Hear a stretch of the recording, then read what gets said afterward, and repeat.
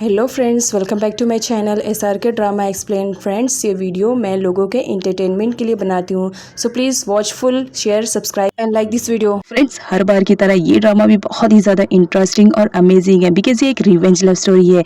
यहाँ पर दिखाया जाता है हमारा हीरो जिस लड़की से दिलो जान से प्यार करता है, कुछ लोग मिलकर उसका मर्डर कर देते हैं जिसकी वजह से हीरो डिप्रेशन में चला जाता है। बट जब उसे सच्चाई मालूम पड़ती है कि किसने उसके प्यार को मारा है तो वो डिसाइड करता है कि वो उससे बदला लेगा। और यहाँ पर दिखाया जाता है वो उसके फियांसे को टारगेट बनाता है क्योंकि वो उसे रियलाइज करवाना चाह रहा था कि जब किसी से तुम प्यार करते हो और वो तुम्हें छोड़कर चला जाए तो कितनी ज़्यादा तकलीफ होती है। यहाँ पर दिखाया जाता है वो उस लड़की के साथ बहुत टॉर्चर वाला सलूक करता है और इतना ज़्यादा कि वो लड़की बहुत परेशान हो जाती है। अब यहाँ पर हीरो को रियलाइज होता है कि वो अपना रिवेंज लेने के चक्कर में किसी इनोसेंट लड़की की लाइफ को स्पॉइल कर रहा है। तो फाइनली वो डिसाइड करता है। अब वो क्या डिसाइड करता है ये तो हमें ड्रामे की एक्सप्लेनेशन में मालूम पड़ेगा। तो चलिए बिना टाइम वेस्ट कीजिए ड्रामे की एक्सप्लेनेशन को स्टार्ट करते हैं। अब यहाँ पर दाऊ को दिखाया जाता है जब वो अपने कमरे में रिटर्न आती है तो किसी की शैडो देखकर वो बहुत ज़्यादा डर जाती है और उसे ऐसा फील होने लगता है कि उसके घर में ज़रूर कोई आया है। वो फटाफट जाती है और किचन से नाइफ लेती है और कहती है मुझे किसी से भी डर नहीं लगता है, जो भी छुपा हुआ है वो बाहर आ जाए। यहाँ पर दाऊ को दिखाया जाता है वो तो पहले से ही डरी रहती है। इधर स्टाफ के हाथों से कोई सामान गिर जाता है, उसकी आवाज़ सुनकर दाऊ और भी ज़्यादा डर जाती है और उसे लगने लगता है कि मेरे घर में ज़रूर कोई है जो मुझे हर्ट करना चाह रहा है।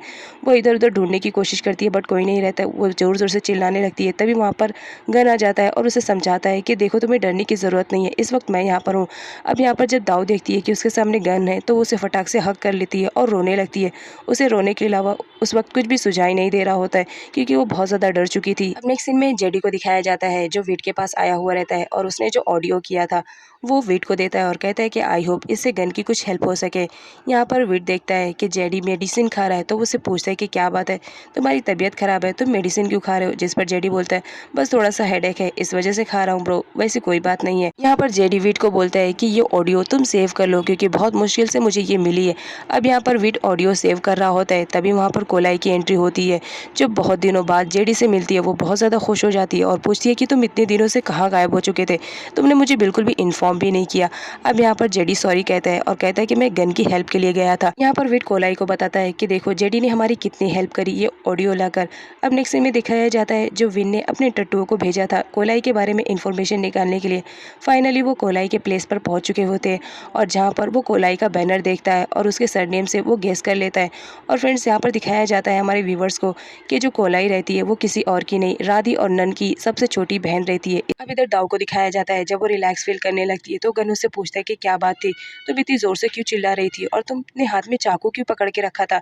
जहाँ पर दाऊ से बताती है कि पता नहीं मुझे ऐसा क्यों फील हो रहा था कि मेरे घर में कोई है, मैंने किसी की शैडो को भी देखा था, बस इसी वजह से मैं परेशान हो गई थी और चिल्लाने लगी थी क्योंकि मुझे कुछ भी सुझाई नहीं दे रहा था।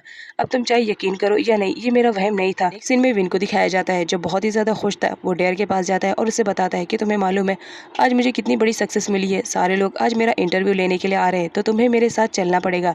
यहाँ पर जो डेयर रहती है वो बहुत ज़्यादा खुश हो जाती है और कहती है मैं तुम्हारे साथ चलूंगी। यहाँ पर विन को दिखाया जाता है जो सक्सेस के रिलेटेड एक लंबी चौड़ी स्पीच दे रहा होता है मीडिया के सामने। अब यहाँ पर दिखाया जाता है जो डेयर के डैड रहते हैं वो बहुत ज़्यादा खुश हो जाते हैं कि चलो ये निकम्मा कुछ तो कर पाया, मुझे तो लगा ही नहीं था कि ये कुछ कर पाएगा। यहाँ पर जब डेयर देखती है कि उसके डैड खुश है तो वो विन के बारे में बात करने की कोशिश करती है जहाँ पर उसके डैड साफ मना कर देते हैं कि कुछ भी हो जाए मैं तुम दोनों को कभी एक्सेप्ट नहीं कर सकता हूँ, लेकिन मेरे मना करने के बाद भी अगर तुमने कुछ भी ऐसा वैसा किया तो याद रखना विन को ऊपर पहुंचाने में मुझे ज़्यादा टाइम नहीं लगेगा। अब जब यहाँ पर डेयर देखती है कि उसके डैड बहुत ज़्यादा सीरियस में उससे बात कर रहे हैं तो वो गुस्सा तो करती है लेकिन क्या करे अपने गुस्से को कंट्रोल में कर लेती है। यहाँ पर उसके डैड पूरी मीडिया के सामने अनाउंस कर देते हैं कि बहुत जल्द मेरे दोनों बच्चों की शादी एक ही दिन में होगी क्योंकि मैंने इनके लाइफ पार्टनर को चुन लिया है, वो बहुत ही अच्छे हैं। अब यहाँ पर जो हमारी डेयर रहती है वो बहुत ज़्यादा गुस्से में रहती है लेकिन क्या करे मीडिया के सामने रहती है बेचारी, कुछ भी नहीं बोल पाती है। लेकिन जब घर आती है तो वो सारा गुस्सा विन पर निकालती है कि तुम्हारी हिम्मत क्यों नहीं होती है मीडिया के सामने बोलने के लिए। जहाँ पर विन उसे समझाने की कोशिश करता है कि अगर मैं मीडिया के सामने कुछ भी बोलूँगा तो लोग हमें उल्टा ही समझेंगे क्योंकि हम दोनों तो लोगों की नज़रों में सिबलिंग्स हैं, बस इसी वजह से बस थोड़ा सा इंतजार करो, देखना बहुत जल्द मैं कुछ ना कुछ कर लूँगा। जिस पर डेयर विन से बोलती है तुम चाहे कुछ करो या ना करो लेकिन मैं ज़रूर कुछ ना कुछ कर लूँगी। ये कहकर वो वहाँ से चली जाती है। अब नेक्स्ट सीन में नाम की मॉम को दिखाया जाता है जो उस पर चिल्ला रही होती है कि आजकल तुम बहुत ज़्यादा पैसे उड़ाने लगी हो, जिस पर नाम बोलती है कि ये सारे पैसे मेरे बॉयफ्रेंड के हैं तो मैं खर्च कर सकती हूँ।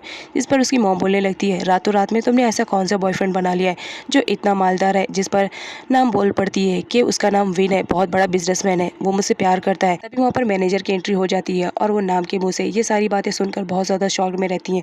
वो नाम को बोलती है कि मुझे तुमसे अकेले में बात करनी है। उसके बाद वो उसे बाहर लेकर जाती है और उसे तो पहले प्यार से समझाती हैं कि तुम ये क्या कर रही हो, तुम्हें मालूम है ना दाऊ तुम्हारी बेस्ट फ्रेंड है और उसने तुम्हारा उस वक्त साथ दिया था जब तुम बहुत ज़्यादा बुरी कंडीशन में थी और तुम उसके साथ ये सब कर रही हो। जिस पर नाम एटीट्यूड दिखाते हुए कहती है कि मैं ऐसा कुछ भी नहीं कर रही हूँ, विन मुझसे प्यार करता है, विन दाऊ को बिल्कुल भी पसंद नहीं करता, वो तो उसकी मजबूरी है। यहाँ पर मैनेजर को दिखाया जाता है।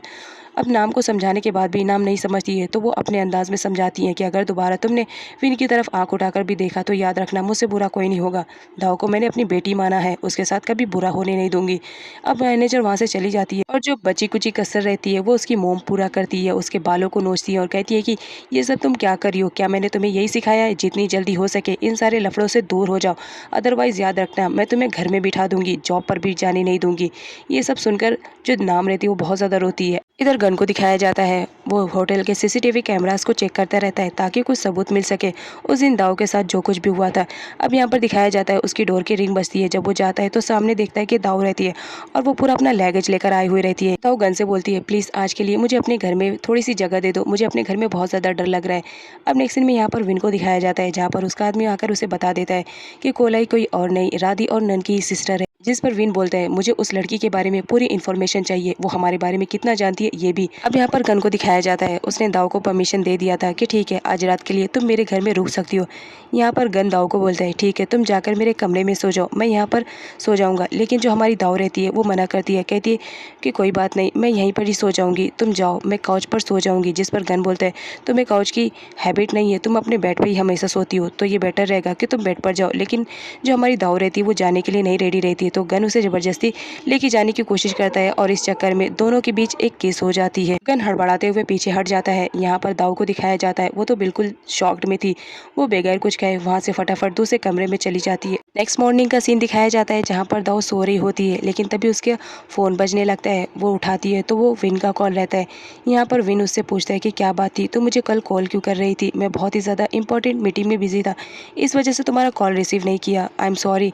यहाँ पर दाऊ बोलती है कोई बात नहीं है। यहाँ पर विन को दिखाया जाता है अपने डैड के कहने पर वो दाऊ को बोलता है कि बहुत जल्द मैं तुमसे शादी करने वाला हूँ, क्या तुम रेडी हो। यहाँ पर दाऊ बहुत ज़्यादा खुश हो जाती है और बोलती है ऑफ कोर्स मैं तो कब से इस दिन के लिए इंतज़ार कर रही हूँ। बट यहाँ पर डेयर को दिखाया जाता है, वो ये सारी बातें सुनने के बाद बहुत ज़्यादा अपसेट हो जाती है और वहाँ से जाने लगती है। तभी उसके डैड उसे देख लेते हैं और उसे ब्रेकफास्ट करने के लिए बुलाते हैं, लेकिन जो डेयर रहती है वो गुस्से में रहती है और वहाँ से अपने डैड को इग्नोर करते हुए चली जाती है। अपने एक सीन में विट को दिखाया जाता है जो एक लड़की को बॉक्सिंग ट्रेनिंग दे रहा होता है। तभी वहाँ पर गन की एंट्री होती है जो दाऊ को लेकर आया हुआ रहता है। यहाँ पर गन विट से बोलता है कि तुम्हें आज दाऊ को भी ट्रेनिंग देनी पड़ेगी। विट रेडी हो जाता है और गन को बताता है कि तुमसे मिलने के लिए जेडी आया हुआ है, वो तुमसे कुछ बात करना चाह रहा है, जाओ मिल लो। यहाँ पर गन को दिखाया जाता है जब वो जेडी से मिलने के लिए जाता है तो जेडी वहाँ पर जो ऑडियो करके लाया हुआ रहता है वो उसे सुनाता है और कहता है ये तुम्हारे बहुत ज़्यादा काम आने वाला है। अब यहाँ पर जब गन ऑडियो सुनता है तो उसका गुस्सा सातवें आसमान पे हो जाता है क्योंकि उस ऑडियो में साफ साफ समझ में आ रहा था कि राधी और नन को मारने वाला कोई और नहीं बल्कि विन है। यहाँ पर जो हमारा गन रहता है बहुत गुस्सा करता है और वो सीधा विन के पास जाता है जहाँ पर जेडी उसे रोकते हुए कहता है कि तुम इस तरह विन का कुछ भी नहीं कर सकते हो, तुम्हें मालूम है विन कितना बड़ा बिजनेसमैन है, वो तुम्हें दूसरे केसों में फंसा कर जेल में डाल देगा। यहाँ पर जेडी उसे समझाते हुए कहता है कि तुम्हें सबसे पहले विन के खिलाफ सबूत इकट्ठे करने चाहिए, तुम उसके खिलाफ अगर सबूत इकट्ठे कर लोगे तो उसी के बेस पर तुम उसका कुछ कर सकते हो, अदरवाइज तुम उसका कुछ नहीं कर सकते हो। अब यहाँ पर गन को दिखाया जाता है, वो बहुत ज़्यादा अपसेट रहता है और रोता रहता है कि राधी और नन को मारने वाले इस तरह आज़ाद घूम रहे हैं और वो कुछ भी नहीं कर पा रहे हैं। उसके बाद सीन दिखाया जाता है विट और दाऊ का जहाँ पर दोनों किसी वीडियो को देखकर बहुत ज़्यादा स्माइल कर रहे होते हैं। यहाँ पर दाऊ बहुत ज़्यादा हैप्पी फील करती है आने के बाद, बट यहाँ पर वो गन को शो करने के लिए जाती है कि देखो कितना ज़्यादा फनी है। गन तो बहुत ज़्यादा अपसेट रहता है और गुस्से में रहता है, वो अपना सारा गुस्सा दाऊ पर निकाल देता है क्योंकि कुछ भी हो दाऊ उसी की फियांसे थी जिसने उसके प्यार को मारा था। यहाँ पर दिखाया जाता है वो उस पर चिल्लाने लगता है और कहता है कि मेरी नज़रों से दूर हो जाओ। यहाँ पर विट उसे समझाने की कोशिश करता है कि गन इस वक्त गुस्से में है, तुम उसके पास मत जाओ, लेकिन यहाँ पर दाऊ उसकी एक नहीं सुनती है और कहती है कि मैं जानकर रहूंगी कि आखिर क्या बात है, गन इतना ज्यादा गुस्से में अचानक से क्यों हो गया है। दाऊ गन के पास जाती है और उसे पूछने की कोशिश करती है कि अचानक से क्या हो गया जो तुम इतना ज्यादा गुस्सा कर रहे हो। लेकिन यहाँ पर दिखाया जाता है जो गन रहता है वो तो अपनी राधी और नन को लेकर बहुत ज्यादा अपसेट रहता है। इस वजह से वो दाऊ को भी नहीं छोड़ता है और उससे कहता है कि तुम यहाँ से चली जाओ। दाऊ बोलती है कि क्या बात है, एक बार बताओ तो सही। लेकिन गन गुस्से में उससे बोलता है बस कहा ना यहाँ से चली जाओ। तो दाऊ बोलती है ठीक है जा रही हूँ, लेकिन याद रखना दोबारा नहीं आऊंगी। अब यहाँ पर दिखाया जाता है जब कुछ टाइम के बाद गन का गुस्सा शांत होता है तो वो दाऊ को कॉल करता है, लेकिन दाऊ कॉल रिसीव नहीं करती है। इस वजह से वो बहुत ज़्यादा परेशान हो जाता है और बार बार कॉल लगाते रहता है। यहाँ पर दिखाया जाता है तभी हमारी दाऊ की एंट्री होती है। वो आती है, गन उससे बोलने लगता है कि तुम अचानक से कहाँ चली गई थी, तुम्हें मालूम है मैं कितना परेशान हो रहा था। जिस पर दाऊ गन का मुंह बंद कर देती है और कहती है एक बार मेरी बात तो सुनो, तुम बहुत ज़्यादा बकते हो, जरा शांत रहो। यहाँ पर दिखाया जाता है हमारी दाऊ जाती है और गन का मूड ठीक करने के लिए वो कुछ फायर क्रैकर्स लेकर आती है और उन्हें जलाती है। यहाँ पर दाऊ बताती है कि जब भी मैं स्ट्रेस में रहती थी या कभी परेशान रहती थी तो मेरे डैड इस तरह फायर क्रैकर्स लेकर आते थे और मैं मान जाती थी। बस इसी वजह से सोचा ये ट्रिक तुम पर आजमाऊं। देखो फाइनली तुम्हारा गुस्सा भी शांत हो गया। अब मुझे बताओ कि क्या बात थी, तुम इतना ज़्यादा गुस्से में क्यों आ गए। अब यहाँ पर गन को दिखाया जाता है वो कैसे बताए कि राधी और नन को मारने वाला कोई और नहीं उसका फियांसे है और वो भी उससे झूठ बोल रहा है। इसी वजह से वो उसे कुछ भी नहीं बताता है। अब नेक्स्ट सीन में गन की टीम वाले को दिखाया जाता है। यहाँ पर दिखाया जाता है दाऊ हमेशा अपने गिफ्ट्स को चैरिटी में दान करती थी और आज वो वही करने के लिए आई हुई थी। यहाँ पर सारा प्रोग्राम कोई और नहीं बल्कि गन ही हैंडल कर रहा होता है। दाऊ जो कि एक सुपरस्टार और एक्ट्रेस भी थी तो वो किसी इवेंट या फंक्शन में जाए और उसके पीछे विन न जाए, ऐसे तो हो नहीं सकता था। तो यहाँ पर विन भी उसके साथ आया हुआ रहता है उस फंक्शन में, लेकिन वो गन को देखकर बहुत ज़्यादा गुस्सा करते रहता है कि उसकी वजह से मेरे कितने सारे प्लान फ्लॉप होते जा रहे हैं। अब यहाँ पर नाम भी आई हुई रहती है और वो दाऊ और विन को एक साथ देखकर बहुत ज़्यादा जल भून रही होती है। यहाँ पर मैनेजर को दिखाया जाता है जो दाऊ को लेकर बहुत ज़्यादा परेशान होती रहती है। तो गन उन्हें रिलैक्स करवाता है। डेयर को दिखाया जाता है अपने डैड के चूज़ किए हुए लड़के के साथ वो इवेंट में आई हुई रहती है। यहाँ पर दिखाया जाता है हमारी दाऊ की स्पीच स्टार्ट होती है। गन उसे ही देखता रहता है, उसकी नज़रें उससे हटती नहीं है और यहाँ पर वो पास्ट में उसके साथ बिताए हुए लम्हों को याद करते रहता है कि उसने उसे कितना गलत समझ लिया था। एक्चुअल में उसका तो कोई भी कसूर नहीं है, जो भी कसूर है वो विन का है।